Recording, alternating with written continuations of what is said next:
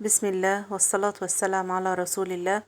قبل ما نبدأ كلنا نصلي على النبي محمد صلى الله عليه وسلم ونذكر الله لا إله إلا الله سيدنا محمد رسول الله.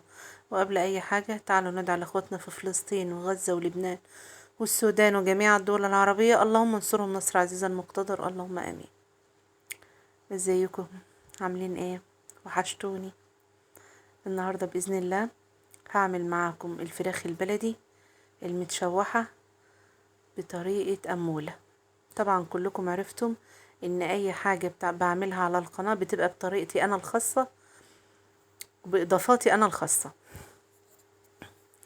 اول حاجة انا ولعت على الحلة، هضيف ليها معلقة سمنة او معلقتين زيت براحتك خالص، يعني اللي انت تحبيه. هبدأ اضيفهم فيها واسيبهم لغاية لما يسخنوا جدا. وطبعا انتم عرفتوا ان دي طريقتي في تشويح الفراخ، ان انا ما بسلقش على طول، لا انا بشوحها الاول.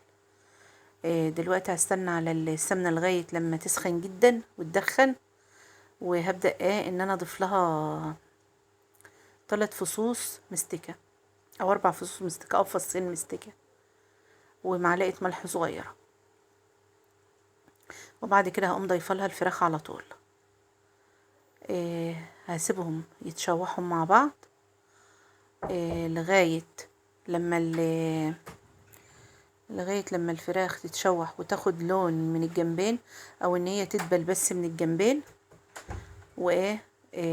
وبعد كده اوريكم بعمل ايه. انا طبعا دلوقتي بفصل الكاميرا وبرجع وبغطي الفراخ لان هي لازم طبعا تتغطى، وبعد كده بشيل الغطا وبشغل الكاميرا تاني وببدأ ان انا اشوحها معاكم.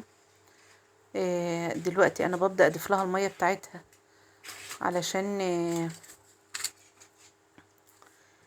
علشان تستوي فيها و وايه وت...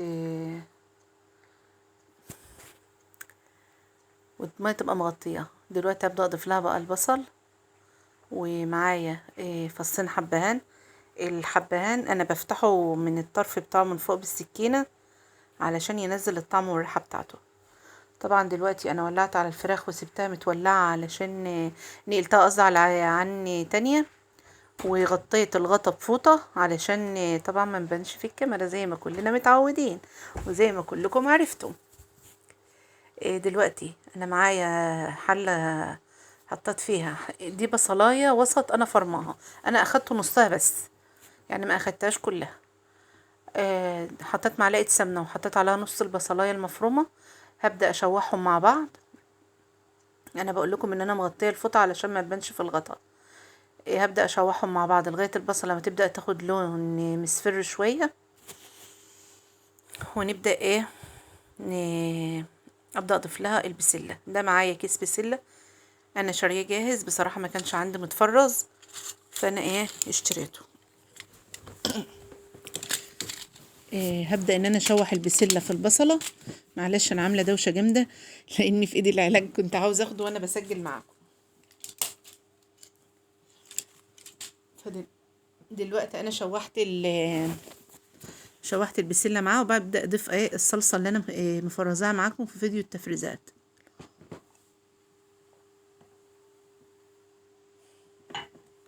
العلبة دي كانت ملانة بس انا اخدت حوالي ربعها للوصفة اللي بعد كده. هبدأ اضيف المية بتاعتي على البسلة علشان طبعا الصلصة تفك، وهقلبهم كويس مع بعض وابدأ اضيف البهارات بتاعتي. البسلة دي بسلة بالجزر، انا شاريها جاهزة زي ما قلت لكم كده. اللهم صل على سيدنا محمد صلى الله على رسول الله. انا ضفت دلوقتي معلقة ملح ممسوحة شوية ملح ونص معلقة فلفل. هي ديت بهارات البسلة اللي انا بحطها، وساعات بستغنى عن الفلفل وبضيف مكانه شطة، بحط ده او ده. طبعا بعد نقلت البسلة بقى على عين تانية، وطبعا اشتلت الغطا زي ما احنا عارفين عشان التصوير. معايا حلة هنا هبدأ اطبخ فيها رز بالشعرية. احنا بنحب الرز بالشعرية يا جماعة. بحب اطبخه دايما يعني مع اي اكل لينا ما عدا طبعا السمك.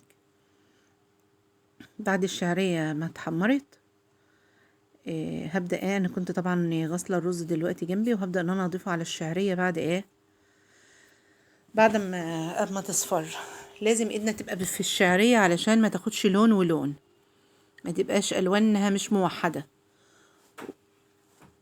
تبقى كلها إيه لون واحد.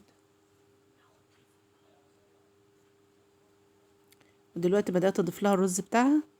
إيه انا طبعا غسلاه كنت ركناه جنبي على جنب.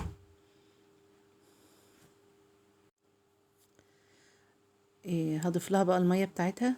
إيه طبعا مية الرز زي ما احنا عارفين كل كوبايتين رز زيهم كوبايتين الا ربع مية، علشان الرز يبقى مفلفل ما يبقاش معجن للبنوتات اللي لسه بادئين يتعلموا. وابدا اضيف له معلقه ملح صغيره إيه عليه، واقلبه كويس جدا حلو مع بعض. وطبعا بقى بخلط الشعريه والرز مع بعض. طبعا كلكم عارفين كل اللي انا بقوله دوت، انتوا كلكم ستات بيوت شاطرين وعارفين كل حاجه. عفوا. هبدا بقى انا دلوقتي نقلت الرز في عني تانية عندي. انا معايا هنا نص البصلايه اللي كانت مفرومه للبسله دي، معايا النص التاني بتاعها. هبدا اضيف عليه معلقه ملح صغيره، وهضيف ملح وفلفل وكمون ومعلقه نص معلقه صغيره توم وحبه زيت، وبقلبهم حلو جدا مع بعض. وطبعا انتوا دلوقتي هتبقوا عرفتوا ديت طريقتي في ايه. يا رب تكونوا عرفتوها قبل ما انا اقول لكم، انا مش هقول اهو، هشوفكم هتعرفوها ولا لا. هقلبهم حلو. النار مش شغاله، النار لسه مش شغاله. انا قلبتهم حلو، يعني زي ما اكون زي ما رطهم، بس انا مرطتهم بالمعلقه مش بايدي. مرطتهم حلو اهم بالمعلقه. وهبدا دي نص معلقه التوم انا بوريها لكم. هبدا احطها، وهبدا ان انا اضيف لها ربع الصلصه اللي انا اشتلتها من العلبه ساعه البسله، انا بقول لكم اهو. هبدا اضيفها عليها، وابدا اضيف الشوربه فوقهم. طبعا زي ما احنا متعودين ان في نهايه كل فيديو معانا معلومة دينية، ربنا يجعلها في ميزان حسناتي وجعلها في ميزان حسناتكم اللهم امين. وطبعا زي كل فيديو لازم اقول لكم اعملوا اشتراك للقناة، فعلوا زر الجرس، اعملوا لي اعجاب، اعملوا لي تعليق حلو زيكم، واكتبوا لي فيه تسلم ايدك يا امولة. واطلبوا مني اي وصفة عايزين نعملها معاكم، اطلبوها مني وانا اعملها معاكم. دلوقتي انا هبدأ بقى اسيب الشوربة والصلصة يغلوا مع بعض. دي طريقة الملوخية بطريقة أمولة، واللي محدش بيعملها، لأن دي طريقة أمي الله يرحمها يا رب ويغفر لها ويجعل الجنة مسكنها ومثواها اللهم آمين. هي دي طريقتها اللي هي علمتها لي، وهي دي طريقتها اللي أنا ماشية بيها. ناس كتيرة بتعملها بالتومة بس، بالشوربة بس، من غير ما بتضيف لها البصلة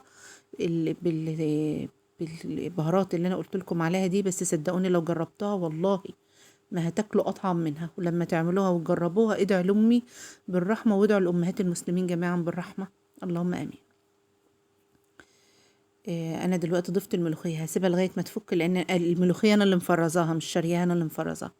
طبعا الملوخيه فكت، وهبدا ان انا اضيف لها، ابدا بقى اعمل الطشه بتاعتها. فاحنا على ما نخلص الطشه بتاعه الملوخيه اللي احنا كلنا عارفينها، معلقه سمنه عليها معلقه زيت او معلقتين زيت، وبنحط التومه تصفر، وبعد كده بنضيف لها الكزبره الناشفه وبنطشها على الملوخيه من غير ما نقول ما نشهقش. بس انا بنتي كانت واقفه جنبي على فكره وشهقت وانا بعمل الملوخيه. عاده عندها لازم تشهق في الملوخيه، مش عارفه ليه. عملت طبعا زي ما انا قلت لكم كده، وكله واضح قدام حضراتكم. هبدا بقى ان انا اقول لكم المعلومه الدينيه مع بعض، ونبدا هي طبعا ما بتبقاش معلومه واحده، هما بيبقوا كذا معلومه صغيرين يعني. هبدا اقولهم معكم. بسم الله الرحمن الرحيم، صلى على رسول الله. أول آية كريمة نزلت في تحريم الخمر هي الآية 219 من سورة البقرة. وأول مأذنة بنيت في العالم الإسلامي مأذنة عيسى في الجامع الأموي بدمشق. وإن أول سفير في الإسلام هو الصحابي الجليل مصعب بن عمير رضي الله عنه. وإن أول زوجات الرسول صلى الله عليه وسلم أم المؤمنين السيدة خديجة بنت خويلد رضي الله عنها. وإن أول من حيا بتحية الإسلام الصحابي الجليل أبو ذر الغفاري رضي الله عنه، واسمه جندب ابن جنادة من بني غفار، ومن الخمسة الأوائل السابقين إلى الإسلام. وأول من لقب بأمير المؤمنين هو الخليفة الراشد عمر بن الخطاب رضي الله عنه. ربنا يجعله في ميزان حسناته وحسناتكم يا رب. المعلومات اللي أنا بكون بقولها لكم يا رب تفيدكم وتفيدني، أنا بستفيد معاكم زي انتم ما بتستفادوا بالظبط، وربنا يجعله في ميزان حسناتنا جميعا، اللهم أمين. بتمنى اللي أنا بعمله يكون الوصفات تكون عاجباكم وتكونوا بتستمتعوا منها، وما يكونش عندكم ملل مني وأنا بتكلم معاكم كتير. ربنا يحسن ما بين إيديكم، وربنا يجعل كل حاجة في حياتكم حلوة، وأتمنى منكم تعملوا له اشتراك للقناة وتفعلوا زر الجرس وتكتبوا لي تعليق حلو، ودمتم في رعاية الله. مع السلامة.